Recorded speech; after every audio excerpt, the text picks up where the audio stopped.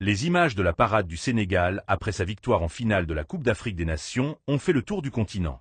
À Dakar, la liesse populaire était totale.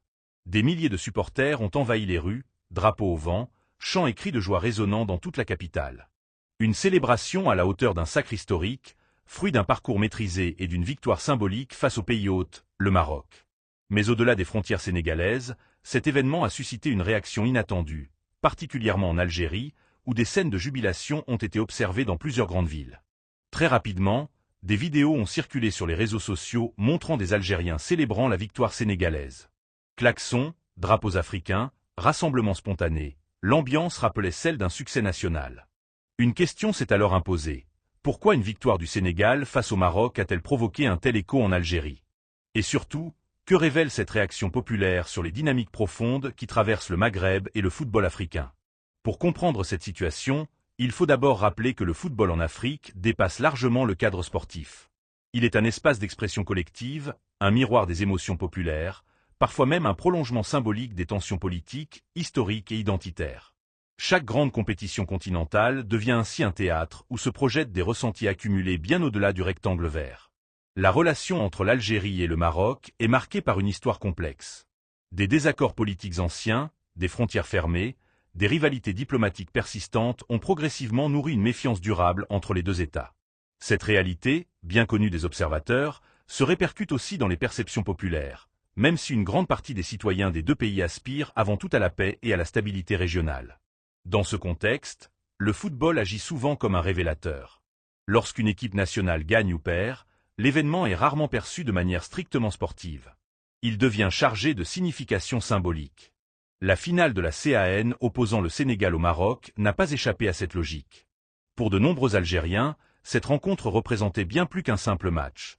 Elle s'inscrivait dans un contexte émotionnel déjà tendu. La victoire sénégalaise a donc été interprétée par certains comme un soulagement, voire comme une forme de revanche indirecte, même si l'Algérie n'était pas impliquée sur le terrain. Cette réaction ne traduit pas nécessairement une hostilité envers le peuple marocain, mais plutôt l'expression d'un malaise plus profond, nourri par des années de rivalité politique et médiatique. Il est important de souligner que ces célébrations algériennes ne sont pas un phénomène isolé. Dans l'histoire du football africain et mondial, il est fréquent de voir des peuples se réjouir de la défaite d'un rival régional, même lorsque leur propre équipe n'est pas concernée. Le sport devient alors un espace de projection émotionnelle collective, où se cristallisent frustration, espoir et ressentiments accumulés. Du côté sénégalais, la victoire a été vécue comme un moment de fierté nationale. La parade organisée à Dakar a symbolisé l'unité du peuple autour de son équipe. Les joueurs ont été accueillis en héros, salués par les autorités et portés par une foule immense. Cette célébration a renforcé l'image d'un Sénégal conquérant, capable de s'imposer sur la scène africaine avec sérénité et maîtrise. Pour l'Algérie, observer cette parade et ces images de joie a ravivé d'autres souvenirs. Ceux de ses propres succès continentaux, mais aussi ceux des frustrations récentes. Dans l'imaginaire collectif, le football algérien reste associé à des moments de grandeur, mais aussi à des injustices perçues et à des rivalités exacerbées. La victoire sénégalaise a donc été l'occasion, pour certains, d'exprimer un sentiment longtemps contenu. Cependant, réduire cette réaction algérienne à une simple hostilité envers le Maroc serait une erreur d'analyse. La réalité est plus nuancée. Beaucoup d'Algériens ont exprimé leur soutien au Sénégal par solidarité africaine, par admiration pour le parcours de l'équipe, ou simplement par amour du beau jeu. Le Sénégal bénéficie en Algérie d'une image globalement positive, renforcée par des relations historiques et culturelles respectueuses. Dans le même temps, il serait naïf d'ignorer que le courant ne passe pas toujours entre Algériens et Marocains sur le plan populaire, notamment dans les espaces numériques. Les réseaux sociaux amplifient les tensions, favorisent les discours provocateurs et transforment parfois des rivalités politiques en affrontements verbaux entre citoyens ordinaires. La finale de la CAN a servi de catalyseur à ces dynamiques déjà existantes.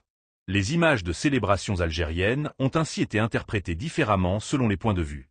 Pour certains, elles témoignent d'une joie sincère pour le Sénégal. Pour d'autres, elles illustrent un rejet symbolique du Maroc en tant que pays hôte et finaliste. Cette pluralité d'interprétations montre à quel point le football est devenu un espace chargé de significations multiples. Sur le plan médiatique, l'événement a été largement commenté. Des chaînes, des analystes et des influenceurs ont tenté d'expliquer ce phénomène, parfois en simplifiant à l'extrême des réalités complexes. Or, la vérité se situe rarement dans une lecture unique. Les réactions populaires sont souvent le résultat d'un enchevêtrement de facteurs historiques, émotionnels et sociaux. Il est également essentiel de rappeler que la majorité silencieuse, aussi bien en Algérie qu'au Maroc, ne se reconnaît pas toujours dans les excès visibles sur les réseaux sociaux. Beaucoup de citoyens des deux pays ont suivi la finale avec neutralité, voire avec un simple intérêt sportif, sans y projeter de considérations politiques. Mais ce sont rarement ces voix modérées qui font le plus de bruit. La parade du Sénégal a donc joué un rôle de déclencheur, révélant des lignes de fracture déjà existantes. Elle a montré que le football reste un langage universel, capable de rassembler comme de diviser, selon les contextes. Elle a aussi mis en lumière la place centrale qu'occupe encore la CAN dans l'imaginaire africain, bien au-delà du terrain. Pour le Sénégal, cette victoire consolide un statut de puissance footballistique continentale. Pour l'Algérie, elle rappelle à quel point les émotions sportives sont liées à des perceptions régionales plus larges. Et pour le Maroc, malgré la défaite, le parcours reste remarquable, même si la frustration est d'autant plus forte lorsqu'on joue à domicile.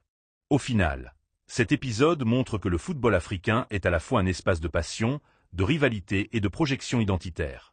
Les célébrations algériennes après la victoire sénégalaise ne doivent pas être lues uniquement comme une provocation, mais comme le reflet d'un contexte régional où les émotions collectives sont souvent exacerbées. L'enjeu, à long terme, sera de transformer ces passions en vecteurs de rapprochement plutôt que de division. Le sport a ce pouvoir unique de créer des ponts, à condition que les discours qui l'entourent ne renforcent pas inutilement les clivages. La CAN, en tant que compétition continentale, devrait rester un moment de fierté africaine partagée. La parade du Sénégal restera comme l'image forte d'une victoire méritée. Les réactions algériennes, quant à elles, invitent à une réflexion plus profonde sur la manière dont le football révèle des réalités politiques et émotionnelles parfois enfouies. Comprendre ces dynamiques, sans les caricaturer, est essentiel pour appréhender l'avenir des relations sportives et symboliques au Maghreb et en Afrique. Si cette vidéo vous a permis de mieux comprendre les enjeux derrière ces images de liesse et de réactions populaires, restez jusqu'au bout pour les prochaines analyses, car d'autres événements sportifs majeurs risquent encore de faire émerger des lectures bien plus complexes qu'il n'y paraît au premier regard. Abonnez-vous pour ne rien manquer des prochaines analyses sur l'actualité algérienne, maghrébine et africaine, où le sport, la politique et les émotions collectives s'entrecroisent bien plus souvent qu'on ne l'imagine.